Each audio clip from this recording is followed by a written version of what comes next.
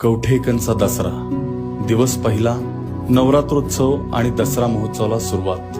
घरोघरी गटांची स्थापना आणि त्यावरती रोज चढणारी एक फुलांची माळ. सोबतच कवठेकणमधील सर्व अड्ड्यांची सुरुवात.